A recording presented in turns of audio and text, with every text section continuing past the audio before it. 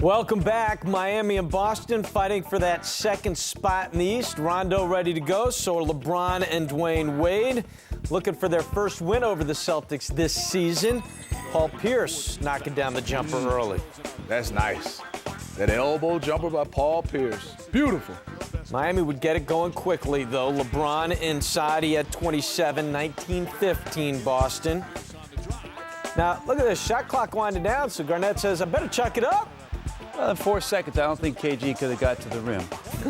He's getting up there. A few years ago, but gets the 3-ball to go.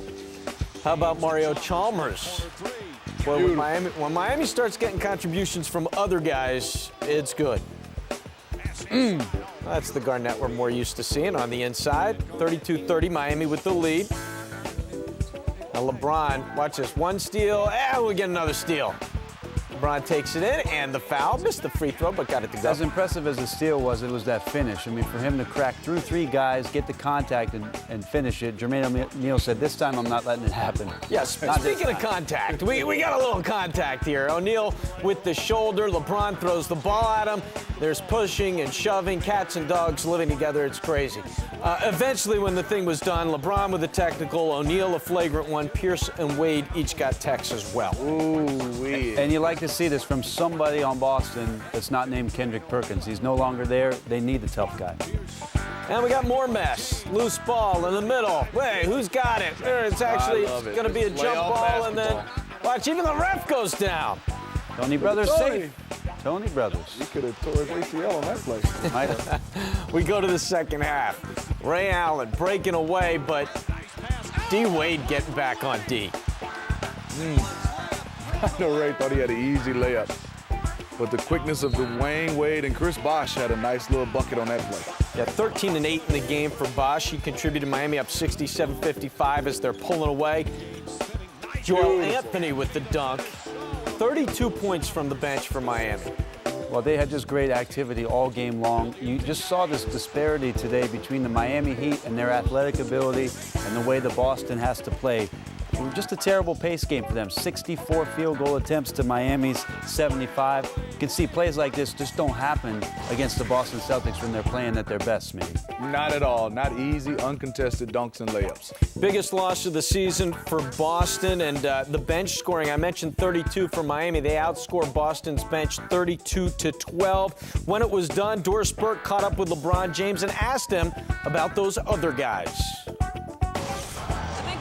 Thinks that you and Dwayne and Chris are the givens, but today you got an incredibly strong performance from your bench. How important is that moving forward? It's very important. You know, me, CB, and D-Wade got to continue to give confidence to our bench. When our bench play well, as a team, we're hard to beat. So it was good that they was in tune. We was all in tune with the game plan, and it helped us get a win. When you're at this level defensively and on the offensive end, how confident are you that this group can win the entire thing? Well, that's what we're striving for. You know, every day we're trying to get better. You know, and it's getting close to playoff time. So we know it starts with us defensively. When we defend at a high level, we got shirts thrown all over the place. You didn't get hit, did you? When we defend at a high level, we're tough to beat. Well, they may be, but was their first win over Boston in 4 tries this season. Much of it, though, due to this guy right here, LeBron James. And look, guys, we've been talking MVP a lot. You can certainly make an argument for LeBron James, and if the Heat are going to have success, they're going to need him to play at a high level.